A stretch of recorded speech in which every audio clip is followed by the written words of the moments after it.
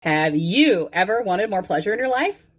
Still in the right space. Hey, it's Rachel. I've been an intimacy coach for 10 years, which has inspired me to do this series all year long. And this month, we're talking about actual content that I tell my clients when it comes to talking about building upon intimacy. So no products needed.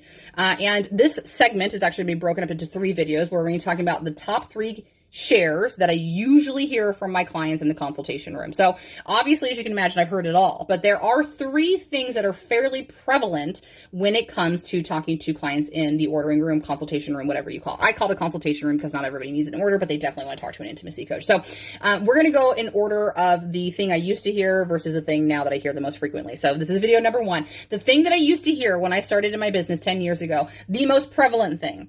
Women would come into the consultation room and explain to me that their male partners had higher sex drives than they did. How do I fix this? Okay. Now, there's nothing to fix, by the way, because libidos can be off at any given time. But if you find an overwhelming amount that you and your partner are off, there's definitely, in my opinion, probably something larger at hand. It doesn't necessarily mean there's something wrong with your partner and their drive. It means that you yourself have a disconnect. So whether it's because you were told an expectation of sex, like the obligatory wifely duty kind of thing, and that's just not, you want to connect on a real level, then you're not going to like sex.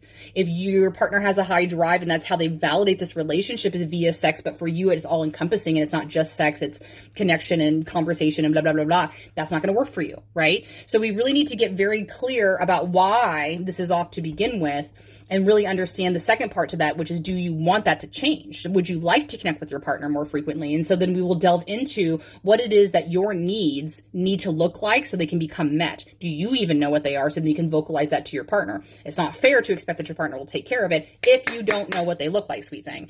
And so, by the way, I just want to say that's very common. Most of us do not know. We have an expectation that we know what we need in life because that was our programming. We saw how our mother was treated. We saw how our dad treated our mother, and that was what it became for us.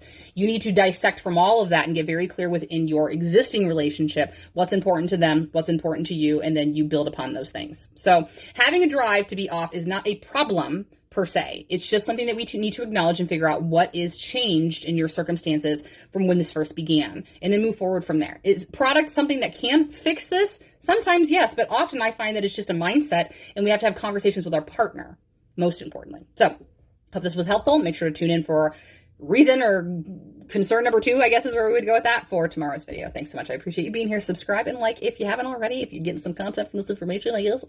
If you're getting some information from this content, you know what I meant. Gotta go. Like, thanks so much for being here. I appreciate you. Have a great day.